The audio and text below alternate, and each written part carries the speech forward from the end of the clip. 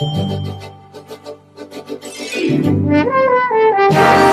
on the program Jones and Company, and we are talking about the economy of the Bahamas today and governance. And our guest is Mr. GowonBowe. Mr. Bowe, you know, we look at things happening in the United States of America, the performance of the U.S. economy, and as you mentioned, the numbers come out at the end of each month, and we see the improvement in the employment situation on an ongoing basis. We do not feel the U.S. economy in the Bahamas as we used to. You know, there was a time when we knew that after a certain time, you would feel the impact of the U.S. economy in the Bahamas. Why don't we feel it? It's largely because you hear the saying, the new normal. I think in the past what you found was there was a very distinct difference between recessionary periods and booms, in the sense that when persons got back into the confidence, their spending patterns multiplied. Now, because of the deep recession that took place in 2008, where their economic numbers are now being more productive, it's more an understanding of where they came from and what those growth numbers are. When you have sustained periods of recessions, so the economy itself actually goes to, I'm not going to say rock bottom, but goes to a very low point, you can see significant growth in terms of 3, 4, 5%, but it's not yet back to where it was when we felt the positive times. And what you are seeing in the US is, despite the exuberance that you are seeing in some of the numbers, persons are still cautious in terms of their spending, investing, and what I would say flowing of the money. You also see a number of events that are slowly going to taper some of the US exuberance in terms of the interest rate hikes. So they're being very cautious around avoiding inflation, where consumerism could take over again and put them into the same circumstances that led to their demise in the 2007-2008 period. And that has a dampening effect. And so when you come to the Bahamas, I think it's a valid question. Why are we not feeling the same results? And the reality is, we do not own our economy the way the US owns its own economy.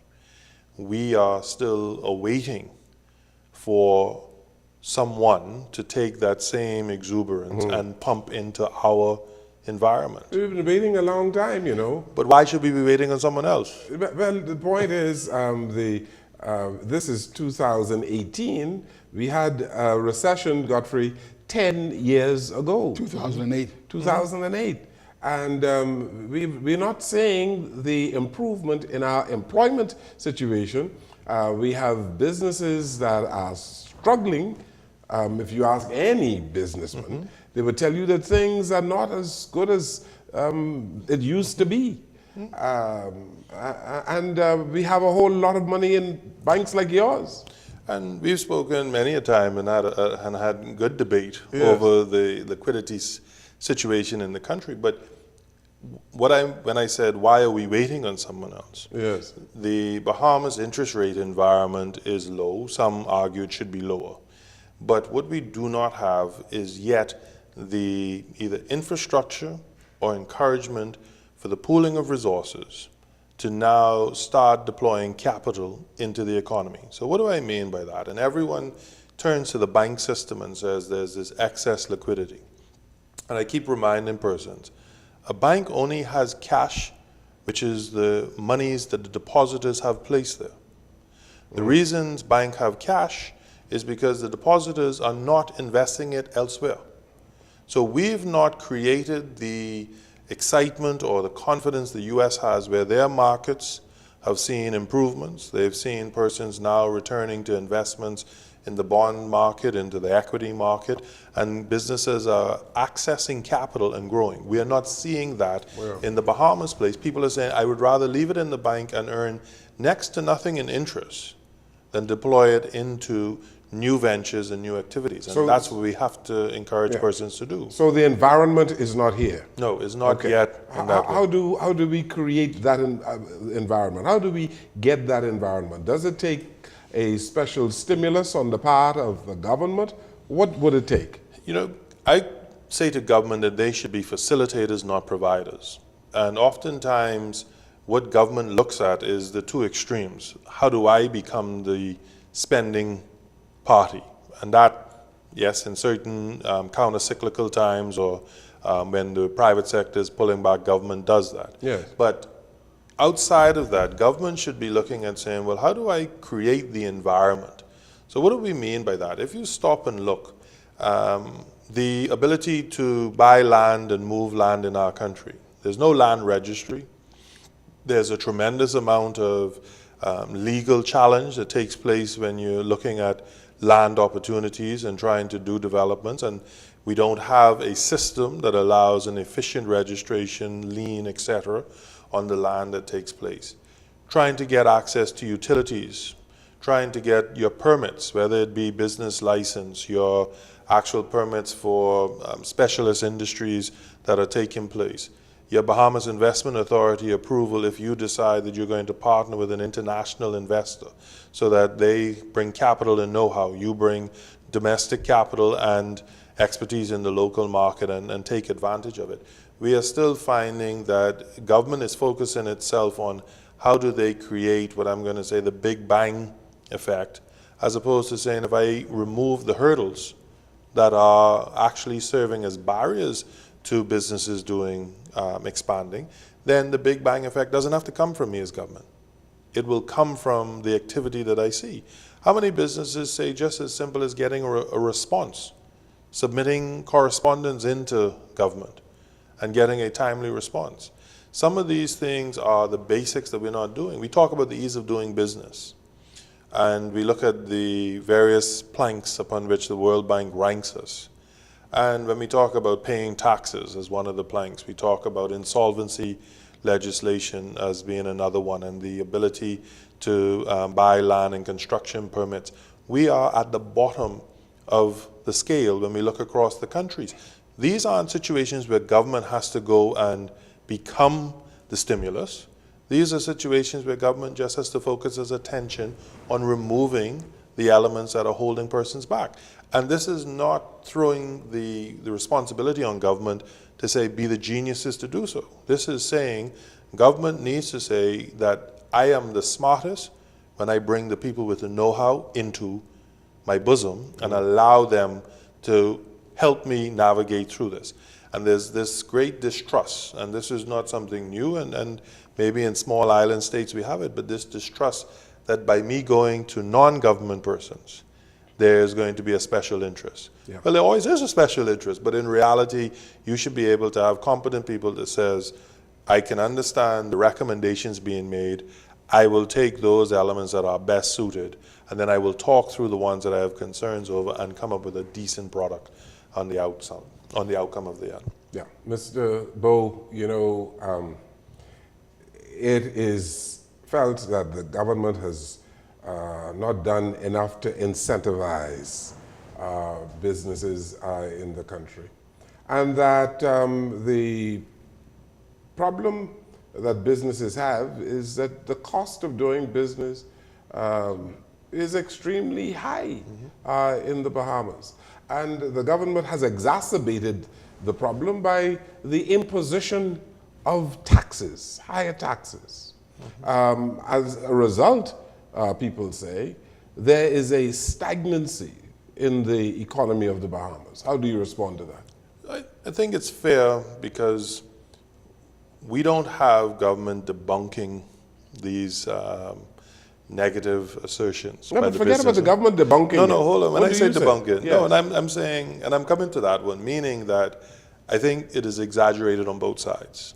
And when I say that, every business is prepared to pay their fair share of taxes, every legitimate business, and every business is willing to contribute towards an efficient government.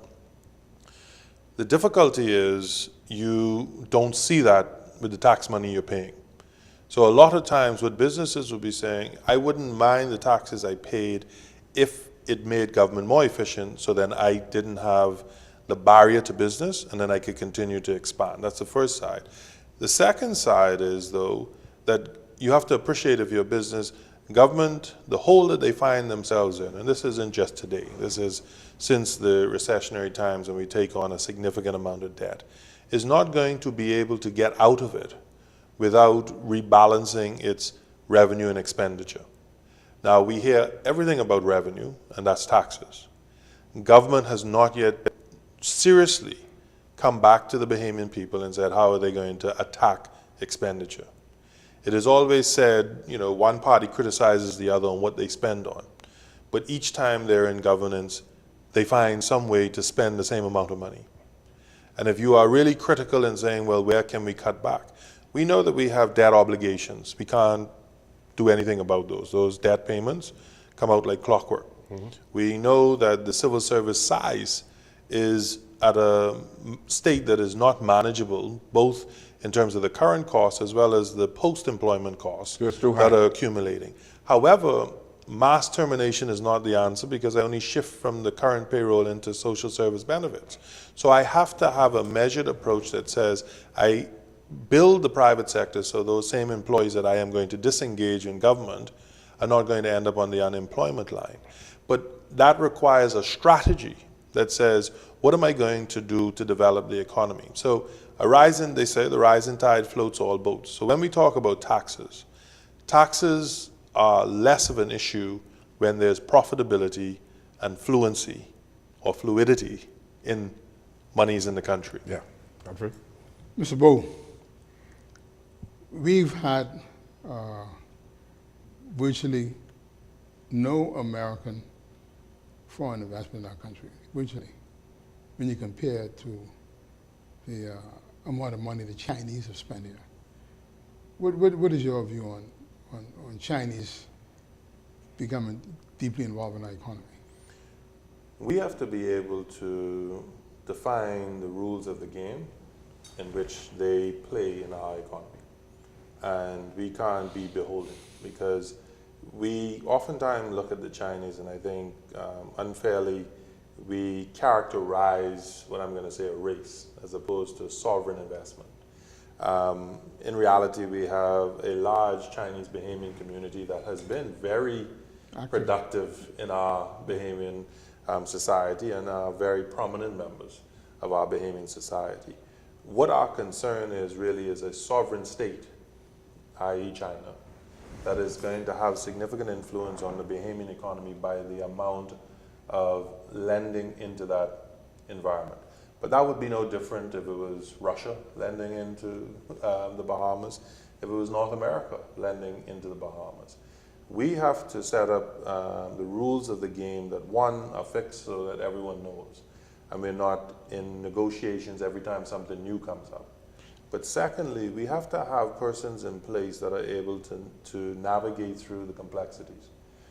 We can't be sitting back and saying, well, I'm hoping someone is going to treat us fairly.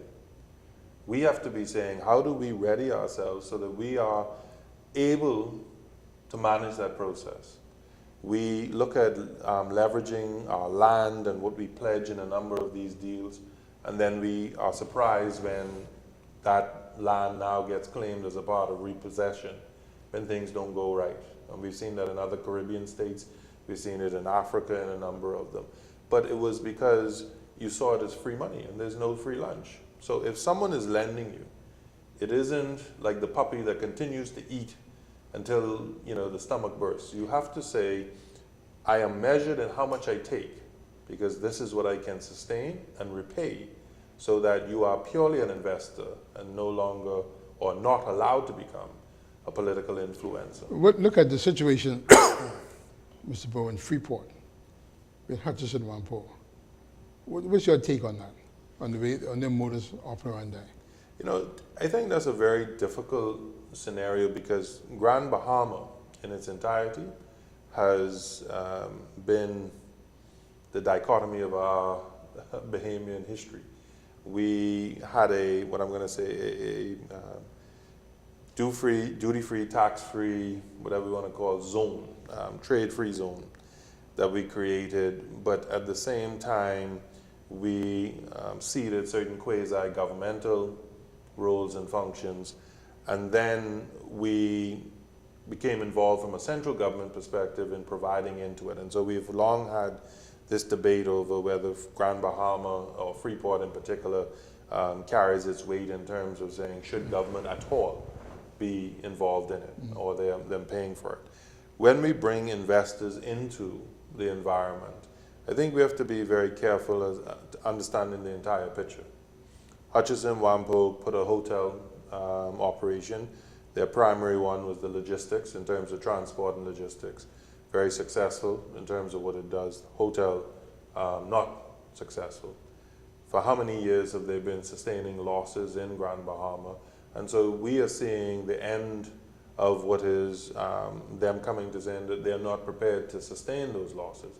And their behavior we may question as it relates to unwillingness, but ultimately, is this a case of saying that how long are you going to milk a particular situation? And then ultimately, we have to be looking at saying, well, how do we broker a transaction as opposed to becoming involved in a transaction? Yeah, with Mr. Bowe, Hutchison Whampoa has not been a good corporate citizen in the Bahamas. Hutchison Whampoa has not fulfilled its obligations under certain agreements. They were supposed to maintain a hotel. The government allowed them to do certain things with the airport, with the harbor, with the understanding in the agreement that they should maintain the hotel. But just the other day, Mr. Bowe, the Hutchison Whampoa sold a hotel to the government, and when it came to the severance, paying the packages for the employees, they backed away. But I will ask you this question, and you make very strong statements that they have not met their obligations. Yes. What I would say to you is, well, show me the agreement where they have not met their obligations, and in any contractual arrangement, there is the recourse as to how you go about it. The government didn't do what it's supposed to do. Well, that's the question I'm asking. I'm not saying that I have the answer to you. Yes. I'm saying to you, as it related to maintaining the hotel, maintaining a hotel is very different than covering losses of 25, 30 million if they are to be taken at face value in terms of what has been said for a period of 10 years or more. So when you stop and look at that, Yeah. that's one element of saying that as a corporate citizen, is that not absorbing the payroll without having a return, an element of putting in. I'm not saying it is or it isn't. I'm saying to you, is anyone else in a private sector prepared to subsidize at the tune of $30 million a year? That's the first one. Yeah, but fine. But you have an entity that got the insurance money after the hotel is damaged. All right, took the money and run, and neglected the hotel. Didn't. Okay. Well, now, and that's where this is where I say that the government itself. Yes. Was it a knee-jerk reaction as it related to where Hutchison Whampoa came to? Yeah. Hutchison Whampoa, let's not forget that they put into that hotel hundreds of millions of dollars when they first developed it, and they had to maintain that. It was damaged in a hurricane. They got insurance proceeds. Now it comes down to saying, well, what is the property in its current state worth? Because I think we're confusing them using the monies to redevelop the hotel that they have no intention of running or owning versus them selling it at a fair price. If you say to me it is going to cost $100 million to restore it, then I should not be paying $65 million for an asset that is not going to be able to generate. Yeah, but that's a different I was merely conversation. questioning the corporate citizenship, whether it's good or bad, and whether or not they were doing what is not in their interest, but in the national interest of the Bahamas. But this is one where I say we as a Bahamian people have to stop the mindset of saying someone else doing for me. Yeah. And if they are, as an investor, breaching our laws and our regulations and are not good for us, then we should be looking at how do we pool resources and buy them out. Yeah. Okay. We take a final break here on the program, and we'll come right back.